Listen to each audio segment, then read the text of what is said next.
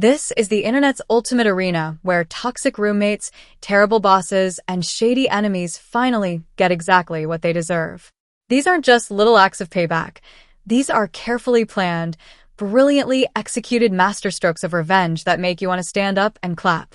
Today, I've got 3 epic stories for you. The nightmare roommate who met her perfect match. A corporate management team that thought they were clever until an engineer outsmarted them at every step. And finally, a set of high-class lawyers who learned the hard way that not all trash is worth digging through. So grab your popcorn because this is going to be good. Looney Lucy, the roommate from hell. We all know bad roommates. Some don't do the dishes, some leave trash everywhere, and some just don't respect boundaries. But my roommate, who I'll call Looney Lucy, was on an entirely different level. She was the kind of person who would raid my fridge, eat my leftovers, and then deny it with a straight face. She had no respect for my space or belongings. She'd sneak into my room to borrow clothes that didn't even fit her. She was at least 30 pounds heavier, so let's just say those clothes came back stretched, ripped, or stained. To survive, I came up with a system. Keep my food at work, sometimes at my boyfriend's place, and install a lock on my bedroom. It was annoying but manageable. The only saving grace was that Lucy was quiet at night. So I thought, fine, I can live with this for now. Until one day, she broke the one rule that was supposed to be sacred between us. Nobody gets a key to the apartment without both roommates agreeing. This rule was crystal clear. I couldn't even give a key to my boyfriend, despite us being together for over a year. But Lucy? She decided to hand one out to a complete stranger. She had been talking to some guy online for just 2 weeks. 2 weeks. They hadn't even met in real life yet. And she mailed him a key. Why?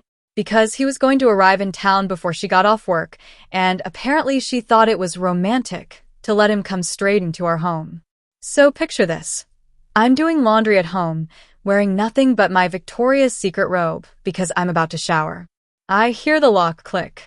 The door swings open. And standing there is a thin, creepy-looking guy in a trench coat. He doesn't say a word, just stares at me. My brain froze for a second. Then, like pure instinct, I screamed, grabbed the nearest thing, laundry detergent, and chucked it straight at his head. He yelled something about being Lucy's boyfriend. I yelled back that I didn't care if he was the Pope, get out or I'm calling the cops. He finally left, but the damage was done. I called Lucy, demanded answers, and she had the nerve to gush about how sweet he was. No apology. No regret. She even had the audacity to later yell at me, saying I was lucky her boyfriend didn't press charges for the concussion the detergent gave him. That was it. I was done. I packed my essentials and moved in with my real boyfriend that very day. But leaving wasn't enough. I wanted Lucy to feel the pain she put me through. Here's the thing. The lease was in my name only. Lucy's credit was garbage, so she couldn't get an apartment anywhere else in the nice part of town. That meant I held all the power. I could evict her. But eviction would be too easy. Too clean. Instead, I decided to play the long game. I sublet the apartment, but not to just anyone. I made sure the new roommate would be Lucy's personal hell. After weeks of searching, I found Kevin. Kevin was perfect. He didn't care that Lucy stole food. He never had leftovers, always ordered takeout. He wasn't worried about clothes. He said he was a slob too, so it didn't matter. And best of all, Kevin proudly told me he was very active in the dating scene. He had a revolving door of partners who sometimes stayed for days or even weeks. I handed him the keys with the biggest smile. The next day, Lucy called me in a panic about a strange man showing up claiming to live there. I explained that yes, Kevin was her new roommate, and yes, it was perfectly legal.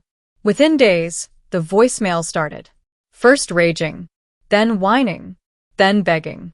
She complained about how Kevin made her clean, how his constant stream of guests made her uncomfortable, how she felt like a slave in her own apartment.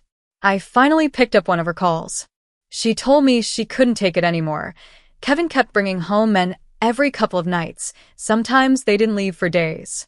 I just smiled and said, yeah, having roommates give out keys to strangers without your consent really is a pain, isn't it? And that, ladies and gentlemen, is how Looney Lucy got exactly what she deserved. The engineer versus the corporate clowns. Next up is the story of my friend's father, a man who embodied the phrase, "knowledge is power." He was a highly skilled mechanical engineer with decades of experience under his belt. His skills were so unique that replacing him would take teams of people from different companies, working for months, just to catch up. He wasn't just good, he was irreplaceable. He was also blunt.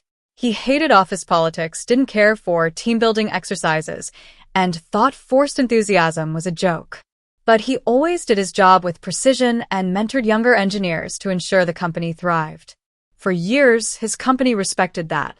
They paid him well, gave him awards, which he didn't care for, and let him work in peace. But then the company was acquired. New management came in, and they wanted to change everything. They pushed unpaid overtime. They forced clapping sessions and fake team spirit. My friend's father thought it was cringe and refused to play along. And because so many of the younger engineers respected him, his refusal became contagious. He was the unspoken leader of the resistance. Management didn't like that, so they began targeting him. They ordered him to work overtime. He refused, pointing out that union contracts allowed overtime only during emergencies. They forced him to attend team-building events. He participated, but so half-heartedly that the events became even more awkward. People laughed, which only made management angrier. Finally, they found their excuse. One day, he answered an email for his side business during a break on his work laptop. That was enough. They called him into a meeting, accused him of theft of company resources, and fired him on the spot. But here's the kicker. His side business had already been declared, approved, and signed off years ago. The IT policy allowed personal use during breaks. He had all the documents saved. So he asked the managers one simple question. "Are you sure you want to do this?" They said yes. Big mistake. Within hours, he contacted his union, who immediately halted the firing. Then he called his lawyer and activated a cease and desist on the patents he owned, the very patents the company relied on for production. Without him, they couldn't legally use them. He walked away calmly, started focusing on his side business, and within a week had 2 job offers from competitors. He didn't take them, but he offered consulting instead, at double his previous rate. They happily agreed. Meanwhile, his old company started falling apart without him. Projects stalled. Clients called him directly. Colleagues begged him for advice, but he refused, reminding them, "I don't work there anymore." Within 2 weeks, HR was begging him back. He refused, saying he'd only consult, at 6 times his previous pay. They had no choice but to accept. Months later, the labor board ruled in his favor. He won damages, a severance package, and even pension benefits. And to top it all off, the managers who fired him were stuck in budget hell. They had to pay his insane consulting fees out of their own department's budget, which destroyed their bonuses for years. One eventually quit. He spent the rest of his career working fewer hours, earning way more money, and grinning every time management walked by. That's what happens when you try to play games with someone who knows the rules better than you. The Trash Heist Gone Wrong. And finally, we have one of the funniest revenge stories I've ever heard. When my aunt was suing her doctor for assault during a routine surgery, his lawyers went dirty. They didn't just dig into her past, they literally dug into our trash. Every week, fancy cars like black BMWs or Range Rovers would pull up, dump the contents of our trash cans into their trunks, and speed away. It was creepy and unsettling. But instead of being scared, my aunt and mom decided to fight back. We had 4 cats. And if you've ever owned cats, you know what that means. Mountains of used litter. Cat pee. Cat poop. The stink of doom. They saved it all. Filled a bin until it was 3/4 full. Then, to make it look tempting, they topped it off with shredded papers and some scented trash to mask the smell. Sure enough, trash day came. Like clockwork, the lawyers arrived. They grabbed the bin, dumped the entire thing into their shiny car trunk, and drove off. Except this time, they didn't look smug.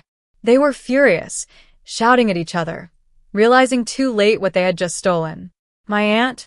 She walked outside with her morning coffee, gave them a big smile, and cheerfully said, "Good morning." We never saw them again. And a year later, my aunt won the case. They say it's better to be pissed off than pissed on. But in this case, those lawyers got a taste of both. Collision, and that's revenge. From nightmare roommates to clueless managers to trash-snatching lawyers, one thing is clear. Never underestimate the power of patience, planning, and a little creativity. Because sometimes, the sweetest revenge is just letting people drown in the mess they created themselves.